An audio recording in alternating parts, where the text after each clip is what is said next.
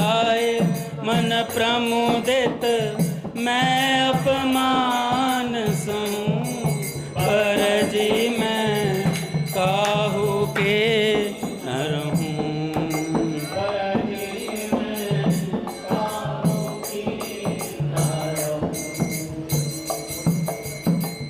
मन की बात मन ही में राखूं, काहू ते न कहूँ।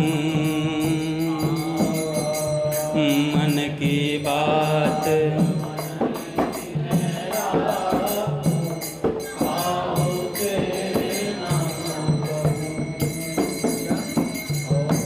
मन की बात मन ही में राखूं, काहू ते न कहूँ। मन की बात मन ही में राखूं, काहू ते न कहूँ। प्रियतम प्यारे ते मैं कब हूँ,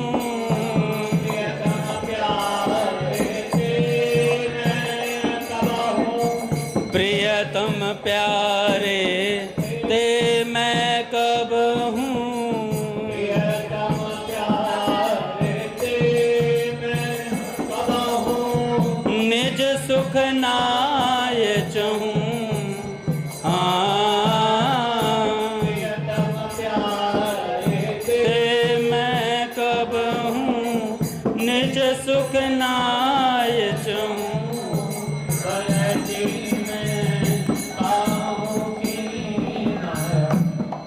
बरजे मैं काहू के न रहूं,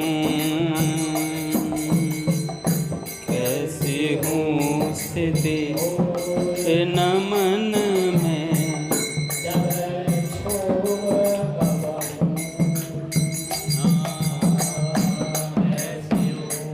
स्थिति न मन में, जग क्षोभ कब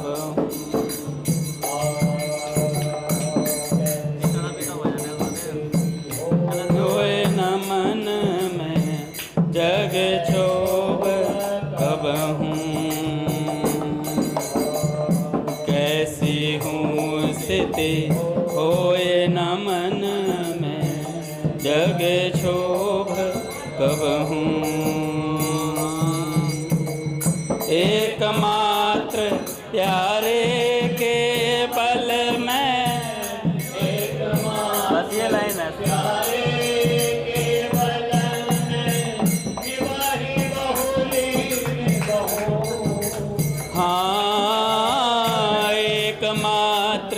प्यारे के बल में निभाही बहुरे निभाऊं। बरजी मैं काहू के न रहूं, बरजी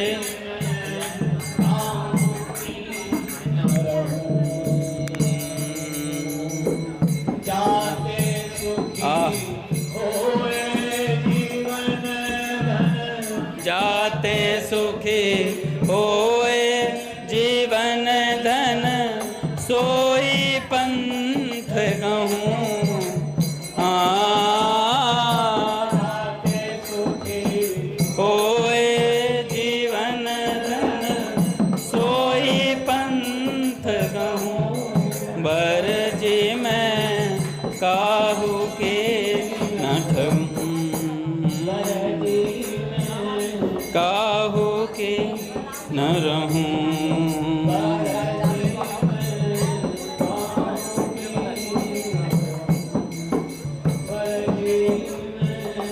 काहू के न रहूं।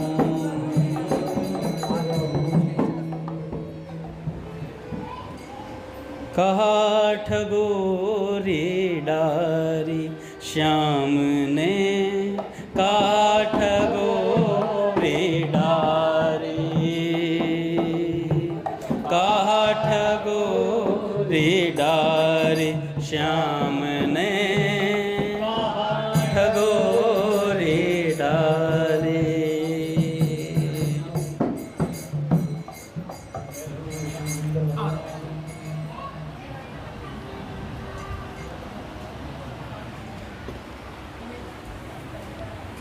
बोली राधा माधव सरकार की जय। पूज्य श्री भाई जी महाराज की जय। पूज्य श्री राधा बाबा की जय। पूज्य मैया की जय। अपने प्यारे भैया की जय। पूज्य दादा की जय। भक्तवत्सल भगवान की जय। हरि बोल। बड़े सौभाग्य का क्षण है कि आज भी हमें सत्संग और कीर्तन का परम लाभ प्राप्त हो रहा है।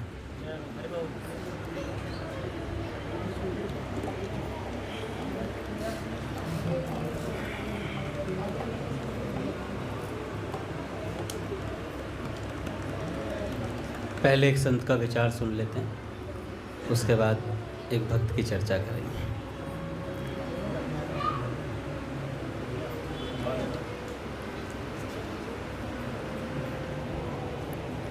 एक संत थे, उनसे किसी ने पूछा, महाराज आप कहते हैं कि पाप मत करो,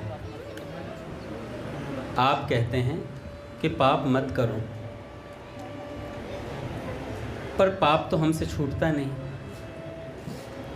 परंतु हमारे से पाप छूट जाए ऐसा कोई उपाय बता दो। संत से कहा तो संत कहते हैं, तुम भैया राम राम किया करो, तुम भैया रात दिन राम राम किया करो, बस पाप से छूटने का यही उपाय है।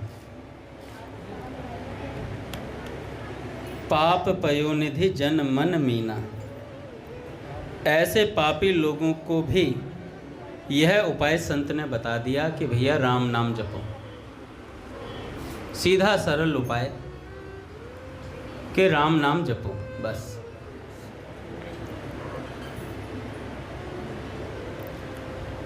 उसने इतना ही कहा, उससे बस इतना ही कहा गया कि तुम राम राम करो। मैंने सोचा कि देखो, स्वामी जी महाराज कहते हैं, स्वामी राम सुखदास जी महाराज, मैंने सोचा कि देखो संतों की कितनी गहरी सूझ है, जो सीधा उपाय बता दिया कि राम राम में लग जाओ, बस। जो सीधा उपाय बता दिया कि राम राम में लग जाओ, तो राम राम में लगने से होगा क्या भैया? राम नाम भीतर बैठ जाएगा, राम नाम भीतर बैठ जाएगा, और भीतर राम नाम होगा तो पाप की औकात नहीं जो हमारे सिर पर चढ़ जाए, पाप की औकात नहीं जो हमारे सिर पर चढ़ जाए। राम नाम उसे उठा उठा के फेंकता ही रहेगा, चाहे कितनी बार आ जाए। तो ये संतों की सूझबूझ है भैया, ये संतों की सूझबूझ है कि हम जैसे पापियों के लिए भी उन्होंने सीधा सरल मार्ग बता दिया, राम राम करो। जब ऐसे राम नाम भीतर उतरेगा तो भीतर जाने पर वह सब काम कर देगा। लोग कहते हैं शुद्धि में जपें, अशुद्धि में जपें, क्या करें? नहा के जपें, बिना नहाए जपें? अजीब अजीब प्रश्न होते हैं। जप लो बस, जैसे मर्जी जप लो, क्योंकि नाम में कोई नियम नहीं है। शुद्धि, पवित्रता, निर्मलता, भगवान की भक्ति जो आने चाहिए सब आ जाएगी, बस तुम राम राम रटो। जो आनी चाहिए सब आ जाएगी, पवित्रता, आचार विचार, शुद्ध आचार सब हो जाएगा, बस राम राम रटना शुरू तो करो। इसलिए गोस्वामी जी महाराज बड़ी विचित्र बात लिखते हैं, नाम जीह जपी जागी हैं जोगी। जीभ से नाम जपने पर जोगी जाग जाता है। जीभ से नाम जपने की बात करें, और कुछ नहीं तो जीभ से ही जपो। भगवान के नाम का जप करें और भीतर ही भीतर ध्यान होता रहे, उसका तो फिर कहना ही क्या, वो तो सोने पे सुहागे वाली बात हो जाएगी। जीभ मात्र से नाम जपने से योगी जाग जाता है। जो नाम का जप करते हैं जीभ मात्र से ही, वे भी ब्रह्मा जी के प्रपंच से वियुक्त होकर विरक्त संत बन जाते हैं। जीभ मात्र से जप करना है भी सुगम। कोई बताए जरा कि राम राम राम राम राम राम जीभ से जपने से कोई कष्ट हो रहा है क्या? आप जपो राम राम, हो गया राम राम। असल में राम नाम को हमने इतना सहज समझ रखा है और जो चीज़ सहज मिल जाती है उसकी कदर कम होती है।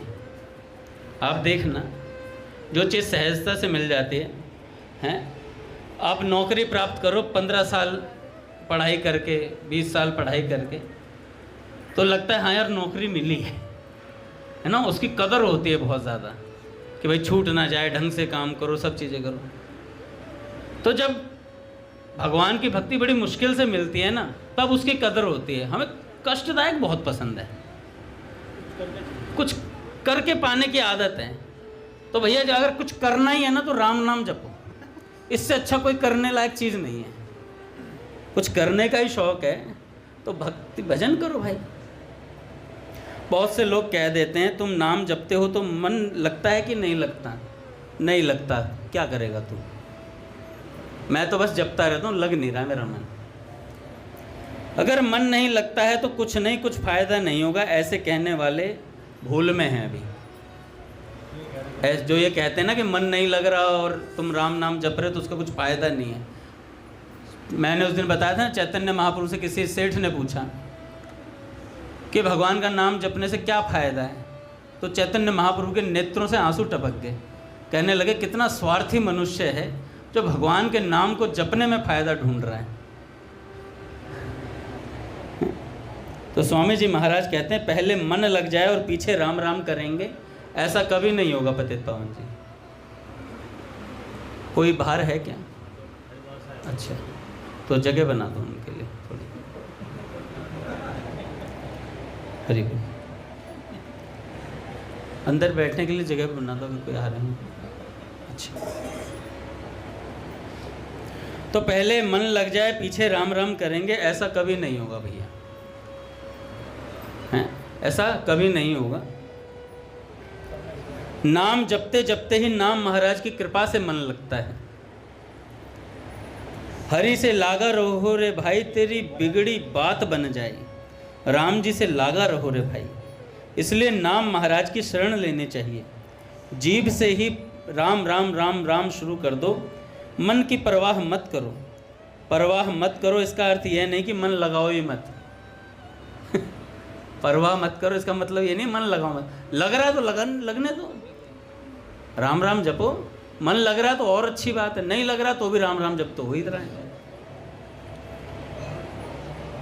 तो भैया घबराओ मत, घबराओ मत। भाय को भाय अनख आलस हूँ, नाम जपत मंगल दिसि दसु। तो भैया स्वामी जी महाराज कहते हैं कि घबराना बिल्कुल नहीं चाहिए, और ऐसा कभी नहीं सोचना चाहिए कि हमारा नाम जप बेकार जा रहा है, कि हमारा मन नहीं लगा। तो अभी मन न लगे तो परवाह मत करो, क्योंकि आपकी नीयत जब मन लगाने की है तो मन लग जाएगा। एक तो हम मन लगाते ही नहीं और एक मन लगता नहीं, इन दोनों अवस्थाओं में बड़ा अंतर है। एक लगना नहीं होना और एक लगाना ही नहीं होना, हम प्रयास ही नहीं करते। कारण कि दोनों अवस्थाओं में ही मन तो नहीं लगा, दोनों की यह अवस्था बराबर रही, परंतु बराबर होने पर भी बड़ा भारी अंतर है। जो लगाता ही नहीं उसका तो परिश्रम भी नहीं है, उसके मन लगाने का विचार भी नहीं है। दूसरा व्यक्ति मन को भगवान में लगाना चाहता है पर लगता नहीं। भगवान सबके हृदय की बात देखते हैं भैया। रहती न प्रभु चित चूक किए की, करत सुरति सह बार ये की। भगवान हृदय की बात देखते हैं कि यह मन लगाना चाहता है पर मन नहीं लगा, तो महाराज उसका बड़ा भारी पुण्य होगा, भगवान पर उसका बड़ा असर पड़ेगा। वे सबकी नीयत देखते हैं। अपने तो मन लगाने का प्रयत्न करो, पर न लगे तो घबराओ मत, बस राम नाम लिए जाओ, बस राम नाम लिए जाओ। तो भैया ये बात हुई स्वामी जी महाराज के प्रवचन की।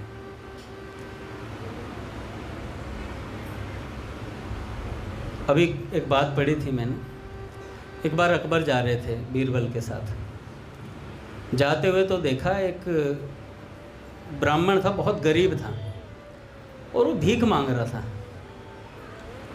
तो राजा ने देखा, अकबर ने देखा, बीरबल ये क्या मतलब भीख मांग रहे हैं, बताओ, हमारे राज्य में ऐसा होकर के भीख मांग रहे हैं। तो उन्होंने कहा कि महाराज कोई बात नहीं, आप चलिए, मैं इनका बंदोबस्त करता हूँ। तो महाराज बीरबल ने क्या किया, बीरबल ने कहा, उस ब्राह्मण के पास आया और कहा कि ब्राह्मण हो के आप भीख मांग रहे हो, सही नहीं लगता है, तो आप आज से ऐसा करो, ब्रह्म मुहूर्त में तो आप उठ ही जाते होगे। कह रहे हाँ महाराज, ये तो पूर्वजों से चला आ रहा है, तो हमारे स्वभाव में पड़ा हुआ है। तो कहने लगे ब्रह्म मुहूर्त में उठो तो 1 घंटा हरे कृष्ण महामंत्र, 1 या 2 घंटा कुछ ऐसा था कि आप हरे कृष्ण महामंत्र का जाप किया करो, और ये जाप करो मेरे कहने से 3 महीने करना है तुम्हें, और रोज़ तुम्हें 1 स्वर्ण की मुद्रा में दे जाऊँगा, रोज़ 1 स्वर्ण की मुद्रा दे जाऊँगा। अब हुआ महाराज, ब्राह्मण ने उसने बात मान ली, कहने लगे ठीक है भैया, क्या दिक्कत है। उन्होंने कुछ दिन जपा, रोज़ 1 सोने की मुद्रा आती थी, ब्राह्मण की गरीबी दूर होती जा रही थी। धीरे धीरे धीरे जब 1 महीना हुआ तो अब ब्राह्मण का मन पहले सोने की मुद्रा और उनके कहने से कर रहे थे, अब उन्होंने कहा यार नाम तो अच्छा लग रहा है, मन कर रहा है। अभी उनके कहने से कर रहा था, अब अपने लिए करता हूँ। अभी सोने की मुद्रा के लिए कर रहा था, अब अपने लिए करूँगा नाम जप। महाराज उन्होंने अपने लिए जपना शुरू करा, और अपने लिए जब जपना शुरू करा तो लगातार जपते जपते जपते जपते उनका चित्त निर्मल हो गया। कहने लगे यार ये सोने की मुद्रा क्यों दे जाते हैं, मुझे भीतर वैराग्य उत्पन्न होने लगा। कहने लगे ये क्यों दे के जाते हैं, तो बीरबल जी से कह दिया। अच्छा हमारे जैसा होता तो कहता कि 2 और दे के जा भाई, कम पड़ रही है, 6 घंटे करूँगा। क्योंकि पैसे का इतना महत्व बुद्धि हो गई है, हमारे दिमाग में बैठा दी गई है। अच्छा बहुत से शख्स कह देते हैं अरे पैसा नहीं होगा तो भक्ति कैसे होगी, ये कथाएं कीर्तन ये सब कैसे होगा। अरे भाई कथा कीर्तन जब पैसा नहीं होता था तब भी होता था, ठीक है ना, तब भी ये बात सब चलता था, ठीक है। प्रचार कैसे होगा, प्रचार भी होगा, प्रचार मतलब पैसे से होगा क्या प्रचार। अरे संत जहाँ धुना में वो चिमटा गाड़ देते हैं ना, वहीं बात आग उगलनी शुरू हो जाती है ना। तो ऐसी कोई बात नहीं है। प्रचार भगवान अपने संतों से अपने आप करा लेते हैं, उनकी मर्जी होगी तो होगा और उनकी मर्जी नहीं होगी तो नहीं होगा भाई, सीधी सी बात है, उनकी मर्जी पे। लेकिन सेठ जी कहते थे भगवान का प्रचार भक्त नहीं करेगा तो और कौन करेगा।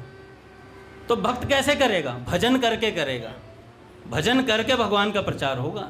ये नहीं खुद 2 माला नहीं हो रही, अरे गिरधर प्रभु 16 माला गिरधर का मनी मन कह रहा होगा, गिरधर खुद तो 1 नहीं हो रही, खुद तो 1 नहीं हो रही। गिरधर प्रभु सत्संग सुना करो, खुद तो आज तक एक पुस्तक इशू नहीं कराई। तो पहले गुदा होना चाहिए, वो कहते हैं ना, पहले भीतर कुछ होना चाहिए, बात होनी चाहिए, तब प्रचार होता है। तो सेठ जी कहते हैं भगवान का प्रचार भक्त नहीं करेगा तो और कौन करेगा। पर करेगा कैसे, खुद स्वयं भजन में। सेठ जी ने सबको भजन में लगाया। रामेश्वर बाबूजी देखे बाबा आपने, भाई बुढ़ापा आ गया, वो राम किशोर के कंधे पे हाथ धर के चलते थे। मैं तो यही सौभाग्य देख के राम किशोर प्रभु का, मैंने कहा बताओ यार, सेठ जी इन बाबूजी के कंधे पे हाथ रख के चलते थे और ये बाबूजी राम किशोर के कंधे पे हाथ रख के चल रहे। राम किशोर जी बताए, कह रहे मैं बाबूजी के पास सो जाता, सुबह पानी का मग्गा डाल देते थे, अबे कुछ भजन कर ले कुछ नाम जप कर ले। 4 बजे उठ जाते सर्दी में भी, और कह रहे मग्गा पानी का डाल देते। मैं बता रहा था, मैंने कहा बाबूजी कुछ कृपा कर दो, कह रहे भिखमंगों का काम नहीं है कुछ कमा के खा लो भाई, कुछ कमा के खा लो। गुरुजी फिर कहने लगे, सेठ जी हमें बताने लगे बातें, कह रहे सेठ जी 10 बजे भेज देते थे यहाँ से रोटी वोटी सब पैक करके, सामान पूरे दिन का खाना पैक करके साथ में, कि जाओ टीबीडी पे चले जाओ, वहाँ नाम जप करना, ध्यान करना, रोटी साथ में दे देते थे। कह रहे शाम को आते थे उल्टे, नाम जप करके ध्यान करके, जैसा होता था, जिससे जैसा होता था। पर सेठ जी के भैया गुरु के वचनों में दम होता है, इसलिए उन्हें जैसे भी भेजते थे जैसा भी मन लगता था, पर भजन में निष्ठा पैदा कर दी उन्होंने। सेठ जी के वाक्य ने काम कर दिया। तो ऐसे जब हमारे पूज्य भैया कहते हैं कि ये कर लो, इस तरीके साधन कर लो, भजन कर लो, सत्संग कीर्तन कर लो, तो भैया हम कर रहे हैं ऐसा नहीं है, भैया करवा रहे हैं, ये बात है मेन। तो मैं कहाँ था, मैं कहाँ से शुरू कर रहा था, राम के नाम पैसे भी ले लो सिक्के पे। मुद्रा पे था कि भाई मुद्रा सोने की। तो उन्होंने, ब्राह्मण ने जब जपना शुरू किया तो 2 महीने हो गए जपते। अब बाबा उनके अंदर ऐसा वैराग्य उत्पन्न हो गया, उन्होंने बीरबल जी से कह दिया कल से मत देना, मुद्रा की आवश्यकता नहीं है। और भैया उन्होंने नाम जपना शुरू करा, भीतर भीतर भगवत प्रेम की व्याकुलता उत्पन्न हो गई और ऐसा साधन भजन हो गया, महाराज लोग देखकर अचंभे में रह गए कि भैया इतना तेज होता है क्या चेहरे पे। सिद्धियां प्रकट होने लगी अपने आप नाम जप करते करते। और फिर तो किसी वस्तु की आवश्यकता थी ही नहीं, साफ मना कर दिया था। अब नाम जप हम अपने स्वयं के लिए कर रहे हैं, भगवान की प्राप्ति के लिए कर रहे हैं। तो बीरबल को कह दिया कि नहीं चाहिए। अब इतनी प्रसिद्धि हो गई आसपास में, अकबर दर्शन करने आया। किसी ने बताया कि भैया ये महात्मा इतने सिद्ध हैं और ऐसे ऐसे हैं। अकबर दर्शन करने आया, दर्शन किए तो अकबर ने कहा कि संत भगवान, मैं यहाँ का राजा हूँ और आपको कुछ चाहिए हो, कभी किसी पैसे की ज़रूरत या किसी चीज़ की आवश्यकता हो तो बता देना।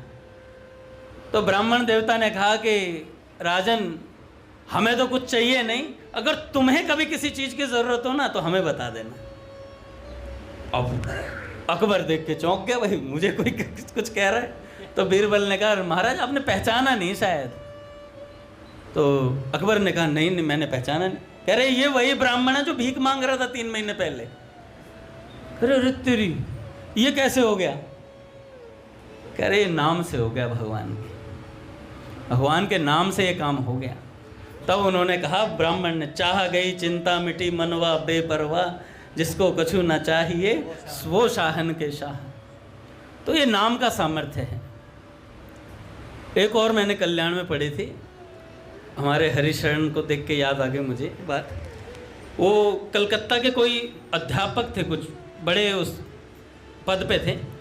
और एक बार क्या हुआ, उनके वहाँ पे हैजे का रोग बहुत ज़्यादा चलता था, हैजे का रोग हो जाता था।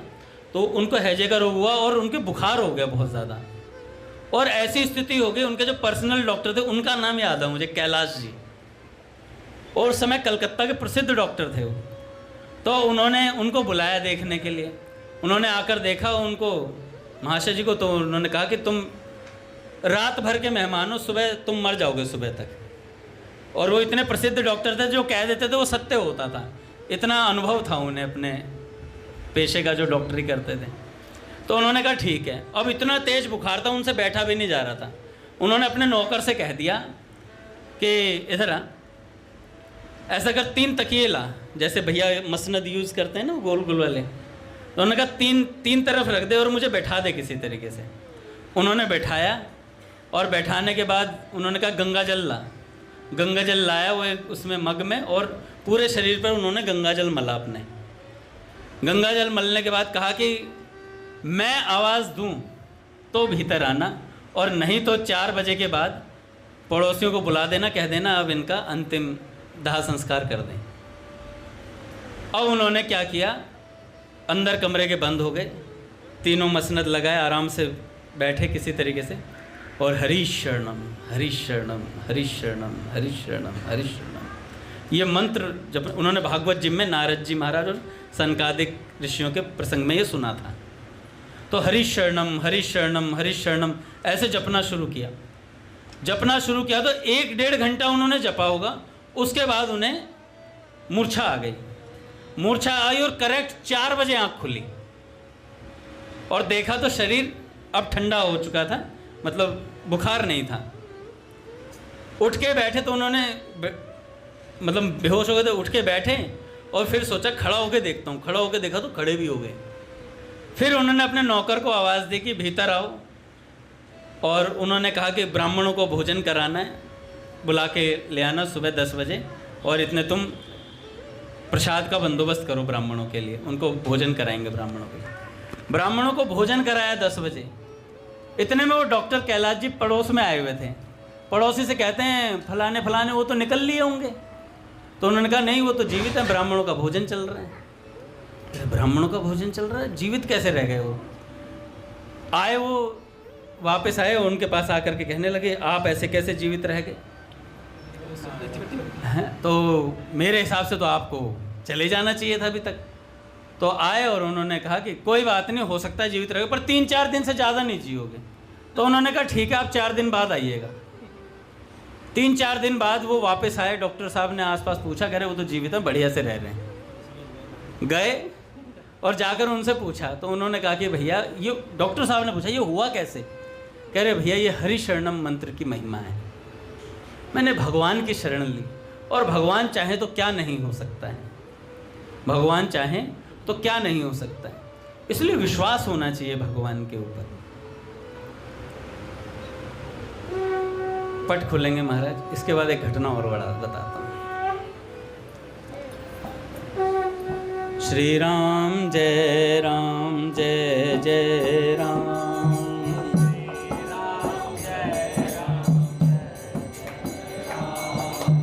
श्री राम जय राम जय जय राम,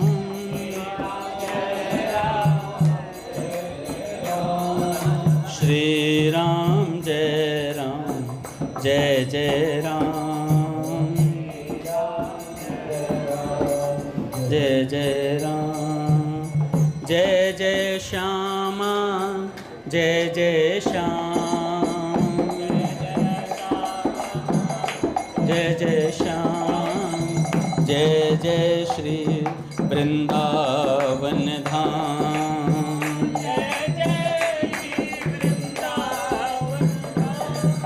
बोले राधा माधव सरकार की जय। और भैया भगवान नाम ऐसी वस्तु है जो पापों का भीतर से नाश करता है। एक घटना सुनाता हूँ गुरुजी, थोड़ी अटपटी लगेगी लेकिन बहुत चटपटी है। हम साधकों के लिए तो अमृतमयी कथा है, वार्ता, संतों की वार्ता है। एक बार क्या हुआ गुरुजी, पूज्य हरे राम बाबा, आपने डाली थी उस पर महाराज जी की कथा में शायद, या सूर श्याम गौशाला वाले उस चैनल पे सुनी मैंने। क्या हुआ कि हरे राम बाबा, एक बार क्या हुआ, 2 स्त्रियां आई उनके पास और उन्होंने कहा कि ऐसे ऐसे हमारे वो थे और उनको क्या नाम है, उनके लिए कुछ मतलब मरने के बाद कुछ उनके लिए उद्धार के लिए कुछ कार्य करवाना था। तो पूज्य हरे राम बाबा ने कहा चलो ठीक है, हमारे साथ चलो, हम बनारस में चलते हैं। तो बनारस की तरफ चले। तो गुरुजी बनारस की तरफ जाने लगे तो एक गांव में ठहरे। गांव में वो रुकते थे, उस गांव में, और चारों तरफ जंगल था उसमें। तो उस गांव में जब रुके तो हरे राम बाबा जी ने कहा कि तुम दोनों, जो 2 स्त्रियां थी, तुम दोनों ऐसा करो, अंदर सो जाओ, हम बाहर चौकी पर सो जाएंगे, हम बाहर चौकी पर सो जाएंगे। अब भैया क्या हुआ, हरे राम बाबा तो बाहर सोने लगे। अब रात्रि में क्या हुआ, वो दोनों स्त्रियां जो भीतर सोई हुई थी हरे राम बाबा के बगल में सो गई आके। हरे राम बाबा फक्कड़ महात्मा थे। बाबा ने कहा तुम यहाँ क्यों आई? तो दोनों स्त्रियां कहती हैं हमें भीतर डर लग रहा था, शेर शियार वगैरह कुछ आ ना जाए, जंगल है चारों तरफ, हम तो आपके बगल में सोएंगी। अब बाबा ने कहा ठीक है। बाबा को क्या फर्क पड़ता था, वैराग्य का नशा और भगवान नाम का नशा था। वो सीधे होकर लेट गए और एक इधर लौट गई, एक इधर लौट गई। अब जब लेट गई, सुबह हुई, महाराज जी पूरी रात नाम जप करते रहे। सुबह उठी तो दोनों क्या कहती हैं, कहती महाराज जी हमें एक सपना आया। महाराज जी ने बोला बताओ। हमें ऐसा लगता है कि जैसे आप हम दोनों के पति रहे हो पिछले जन्म में। बाबा समझ गए, बाबा समझ गए, और हम आपकी पत्नी रही हैं, आप हमारे पति रहे। तो बाबा ने कहा कि हाँ लगता तो मुझे भी कुछ ऐसा है, लगता तो मुझे। अच्छा वो चाह रही थी हमें स्वीकार कर ले। तो बाबा ने कहा कि लगता तो हमें भी कुछ ऐसा है, पर एक बात बताऊं, तुम दोनों थी गधी और मैं था गधा। तुम दोनों थी गधी, मैं था गधा पिछले जन्म में, और भगवान की कृपा से अब मैं तो हो गया हूं साधु, तुम गधी की गधी हो। तुम गधी की गधी हो। बाबा ने दोनों स्त्रियों ने कहा हरिराम बाबा से, बाबा ये क्या कह रहे हो? बाबा लाए पीछे से लठ निकाल के। जय। और बाबा ने कहा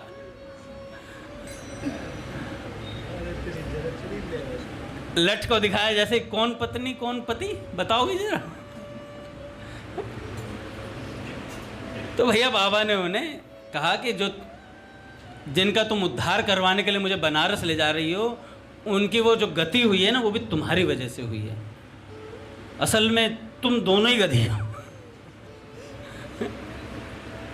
तो जब मलुकपीठ सरकार ने बात बताई, मलुकपीठ सरकार ने कहा कि देखो, दो स्त्रियां और बाबा पूरी रात विकारों से बच गए। किस लिए? कि भीतर नाम जप चल रहा था उनका, उनके अंदर भीतर नाम का प्रताप ऐसा था कि नाम ने किसी विकार को उत्पन्न नहीं होने दिया। ऐसा बाबा की ठसक थी भैया। एक प्रसंग तो बहुत बार हमने सुना है, जो ढूंढा हूँ ढूंढा, हरे राम बाबा को सुना ही है। बहुत सावधान रहते। अच्छा, उस समय उम्र कितनी थी? 100 से ऊपर की उम्र थी काका। 104 वर्ष के थे हरे राम बाबा, इतनी उम्र थी। तो दिल्ली से आई वो माता जी, पूज्य भक्तमाली जी महाराज ने करुण पुकार नाम से पुस्तक छपवाई थी हरे राम बाबा की। उसमें पदों का संग्रह है जो बाबा अक्सर गाया करते थे, वो लिख लिया था और जीवित रहते छपवा दी थी। तो उसकी वो मतलब करुण पुकार को पढ़ करके वो माता जी दिल्ली से आई, करुण भावों में भरी हुई। और जब आई तो मलुकपीठ सरकार दरवाजे पे मिले। मलुकपीठ सरकार ने और महिमा मंडन किया कि ऐसे हैं हमारे बाबा, तो ऐसे। अच्छा, पूज्य मलुकपीठ सरकार कहते हैं कि हमें बिल्कुल मज़ा नहीं आता था सेवा करने में, क्योंकि बाबा गाली बहुत देते थे। और हम तो हमने महाराज जी से कहते थे, महाराज जी हम सेवा नहीं करेंगे। तब भक्तमाली जी महाराज कहते थे, अरे सिद्ध हैं सिद्ध, इनकी गाली भी मंत्रों का काम करेगी। तो जबरदस्ती सेवा किया करते थे। एक बार तो अच्छा, हरे राम बाबा जानबूझ के मलुकपीठ सरकार जहाँ सोते थे ना, वहीं आसन लगा के सो जाते थे बगल में। एक बार सो रहे थे तो मलुकपीठ सरकार को हनुमान जी महाराज के दर्शन हुए, और जैसे ही दर्शन हुए तो वो घबराए, महाराज जी थोड़े घबराए। तो हरे राम बाबा ने छाती पे हाथ रख करके कहा कि अरे घबराओ मत, हम निरंतर नाम जपते हैं ना, तो उसके प्रभाव से हनुमान जी सदा हमारे साथ रहते हैं, इसलिए तुम्हें दिखाई दिए। राम नाम सुनबे को रसिया, तो हनुमान जी सदा साथ रहते हैं। तो ऐसा उनका प्रभाव था। तो माता जी आई, सेब वगैरह लेके आई थी, फल फ्रूट जो आता है, और दक्षिणा में लाई थी उस समय, और दक्षिणा भी लाई। तो महाराज जी ने कहा कि हमने तो दक्षिणा वगैरह पकड़ ली फटाफट, और अंदर महाराज जी को दर्शन कराने के लिए जब ले गए तो महाराज जी ने, कहाँ से आई हो? महाराज जी दिल्ली से आए हैं। अच्छा, दिल्ली से आए हो, घर में कौन कौन है? कहा कि महाराज जी हमारी बहनें हैं, उनका विवाह हो गया है, माता जी पिताजी जा चुके थे जल्दी, तो हमने ही अपने भाई बहनों का पालन पोषण किया है, और इस चक्कर में हम विवाह भी नहीं कर पाए। तो हरिराम बाबा ने कहा कि अब हमारी तो उम्र है नहीं। अब हमारी तो उम्र है नहीं, क्यों विवाह करेंगे? तो महाराज जी कह रहे थे कि बाबा की अटपटी बात होती थी। तो उनसे कह दिया हमारी तो उम्र है नहीं, तो कहने लगे हम तो गुंडे हैं, गुंडे डुंडा हैं, डुंडा। तो अब वो जो माता जी थी, वो अब कोई ऐसे कह दे तो बिदक के वो बाहर चली गई। तो महाराज जी ने भगा दिया उन्हें। तो मलुकपीठ सरकार आए। मलुकपीठ सरकार ने कहा कि महाराज जी आप ऐसे भगा देते हैं, वो बड़ी श्रद्धालु थी और ये है वो है। अच्छा, संतों को पता होता कौन श्रद्धालु है, भीतर से पता कर लेते हैं वो, उनकी दृष्टि से कोई नहीं बच पाया।